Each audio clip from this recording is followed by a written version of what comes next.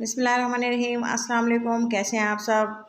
उम्मीद करते हूँ कि आप सब ठीक होंगे। अगर तो आपने फ़िश की ये रेसिपी नहीं बनाई तो एक बार इसको पूरा देखें वीडियो को, और इस तरह से आप भी ज़रूर बनाकर खाएं। बहुत ही टेस्टी, बहुत ही क्रंची, क्रिस्पी और शानदार सी टेंडराइज फ़िश हमारी तैयार हुई है। तो चलें जी, इसको देखते हैं कि ये कितनी मज़ेदार। और इसको आप चावलों के साथ मैंने इसको डाला है, सैलड रखा है थोड़ा सा फ्रेश कटा हुआ, और ये है रायता, दही का रायता, दही और पुदीने का रायता है, बहुत ही शानदार है। एक बार आप इसको बनाकर खाएंगे ना, मुझे पूरी उम्मीद है कि आप इसका फ्लेवर नहीं भूल पाएंगे। और लुक से आपको नज़र आ रहा है कि इसका कितना शानदार है, और इसका फ्लेवर भी इतना ही मज़ेदार था, और ये इतनी ही शानदार थी। तो चलें जी, इसको वीडियो को करते हैं कंप्लीट, रेसिपी स्टार्ट करते हैं। ये देखें, ये है फ़िश, तकरीबन 750 ग्राम है। इसको मैंने अजवाइन और नमक लगा के 8 से 10 घंटे के लिए या एक रात के लिए पूरा इसको फ्रिज में रख दें लगाकर, और नमक और अजवाइन लगाकर। और आप इसको जब वॉश करेंगे ना तो इसकी शक्ल इस तरह से हो जाएगी। इसका ये एक फ़ायदा होता है ना कि फ़िश हमारी टेंडर हो जाती है और इसकी स्मेल भी ख़त्म हो जाती है। और ये देखें, एक चम्मच हमने डाला अदरक का नहीं, लहसुन का पेस्ट, और इसके बाद हमने इसमें डाल दिया नमक, और इसकी जो है मैंने डाल दी इसमें सूखा धनिया, और इसके अलावा मैं इसमें डाल दूँगी तकरीबन 2 चुटकी के बराबर अदरक और ये हल्दी, और इसके साथ ही हमने ज़ीरा पाउडर, लाल मिर्च पाउडर, और इसके साथ ही हमने इसमें डाल दें हैं चिली फ्लेक्स। और हमने जो है इसमें मज़ीद एक चीज़ ऐड करनी है, वो है अजवाइन। एक हाफ़ टी स्पून इसमें डाला है अजवाइन, और ये है कसूरी मेथी। मैं बना रही हूँ तवा कसूरी तवा फ़िश। आप इसको पैन में भी बना सकते हैं और तवा पे भी बना सकते हैं। बहुत ही शानदार और बहुत ही डिलीशियस इसका टेस्ट है। फ़र्स्ट मैरिनेशन इसकी ये वाली है जो मैं आपको बना करके दिखा रही हूँ। मैरिनेशन ये जो है फ़िश की, अक्सर लोग ये सोचते हैं कि हमने इसको किस तरह मसाला लगाएं और इस मसाले में कौन कौन सी चीज़ें इस्तेमाल करें। ये एक सिंपल और आसान सी मैरिनेशन है, हर घर में ये मसाले मौजूद होते हैं, कोई भी आसानी से इसको बना सकता है। तो चलें जी, आप देख सकते हैं हमने इसको मसाला लगा लिया, और इसके बाद हमने इसमें डाला 2 चम्मच बेसन, और इसमें डाल दिया मैंने ये इमली का पल्प। आप देख सकते हैं इमली को भिगो के रखा था, और 2 चम्मच इसमें से हमने निकाल के इसमें इस्तेमाल किया, और इस इमली के पल्प और बेसन को अच्छे से मिक्स करके हमने इसको मल दिया। ये देखिए, मैरिनेशन बिल्कुल भी नहीं उतरी। अगर आप ये सोच रहे हैं कि अगर हम इसको ऑयल में डालेंगे और मसाला खुल जाएगा या फ़िश जो है हमारी टूटना स्टार्ट हो गई है, तो ये आपकी भूल है।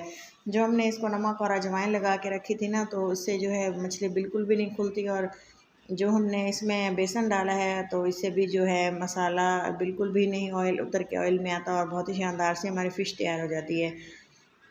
मैरिनेशन करने के बाद अगर आप चाहें तो इसको फ़ौरन भी फ्राई कर सकते हैं, लेकिन अगर आप इसको 1-2 घंटे के लिए या 20 मिनट के लिए रखेंगे ना, तो मसाला ये अब्ज़ॉर्ब करके मज़ीद शानदार बनेगी। तो चलें जी, हमने इसको रख दिया था थोड़ी देर के लिए, और इसके बाद मैंने इसको निकाला। जब हमने इसको निकाला तो फ्राई करने के लिए, और अब हमने इसको स्टोर करके रख दिया थोड़ी देर के लिए, क्योंकि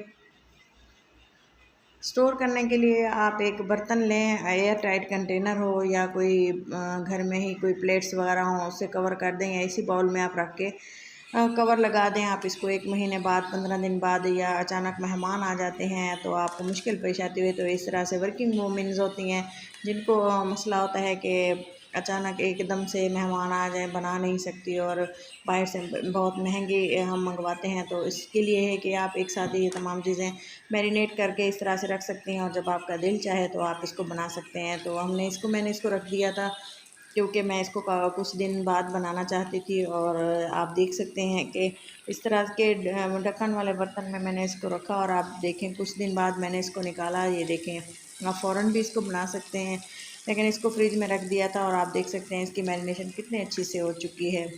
तो चलें जी, हमने ऑयल को, पैन में ऑयल गरम किया, और ज़्यादा ऑयल गरम नहीं होने दिया, और इसी में मैंने फ़िश डाल दी।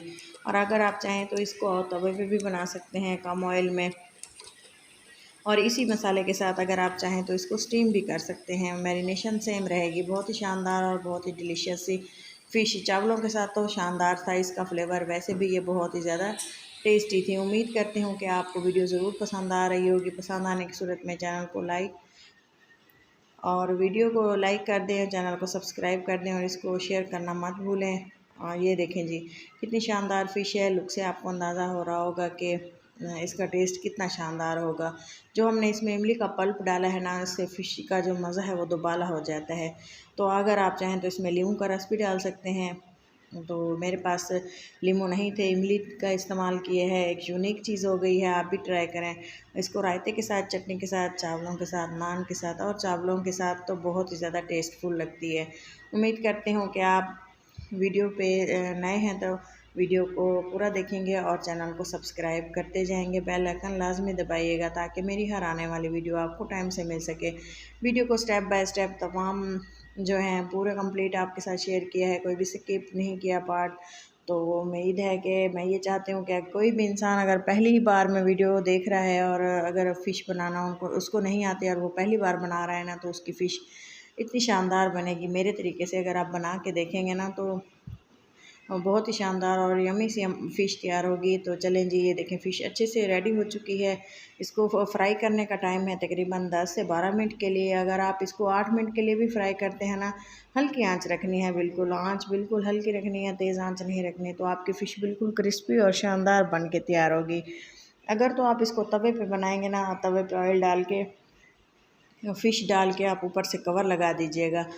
इससे फ़िश अच्छे से पक जाती है और जो है ज़्यादा टाइम भी नहीं लेना पड़ता और ऑयल भी कम लगता है। लेकिन मैंने इसको फ्राई किया, तो आप भी इसी तरह से बनाएं या आप इसको तवे पे डाल के कवर लगा दें, वैसे भी ठीक है। तो चलें जी, इसको निकाल लेते हैं एक प्लेट में और इसको डिश आउट करते हैं। आप देखें कि इसकी प्लेटिंग हम किस तरह से करते हैं और क्या क्या चीज़ें इस्तेमाल करते हैं और इसकी लुक कितनी शानदार होती है। पहले तो आप देख ही चुके हैं थंबनेल में।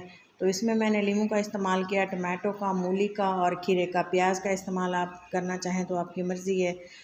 तो चलें जी, मैंने इसमें रायता बनाया है। दही में मैंने पुदीना और हरे धनिया की, हरी मिर्च की चटनी बना के रखी हुई थी, वो मैं रायते में इस तरह से डाल के, दही में डाल के इसको रायता बना लिया और इसके साथ ही हमने इसको रख दिया एक साइड पे। और साथ ही हमने बॉईल कर लिए थे चावल। चावल अच्छे से जो है थोड़े से सॉफ्ट वाले हमने बनाए हैं, क्योंकि मैं चाहती थी कि बच्चे खाएं ना तो इंजॉय करें। थोड़े से कच्चे अगर चावल कनी रह जाए ना तो फिर वो मज़ा बिल्कुल भी नहीं रह जाता। मैंने बिल्कुल सॉफ्ट से चावल बनाए हैं और इसको एक ट्रे में इस तरह से रख दिया। हरी मिर्च लाजमी डाला करें, चावलों में बहुत ही अच्छी सी खुशबू लेकर आते हैं। और इसमें मैंने नमक का इस्तेमाल बिल्कुल ही कम रखा। चावल बॉयल किए थे, फ़िश रख दी और इसके साथ ही चटनी आप इसके साथ 2 किस्म की बना सकते हैं। मूली की चटनी भी मैंने चैनल पर बताई हुई है। मेरी पिछली वीडियो में फ़िश के साथ जो मैंने चटनी बनाई है वो भी आप इसके साथ बना सकते हैं। तो मैंने इस दफ़ा रायता बनाया है दही वाला। तो एंजॉय करें। वीडियो अच्छी लगे तो ज़रूर लाइक करें, चैनल को सब्सक्राइब कर दें और अपनों के साथ इसको शेयर करना बिल्कुल भी ना भूलें।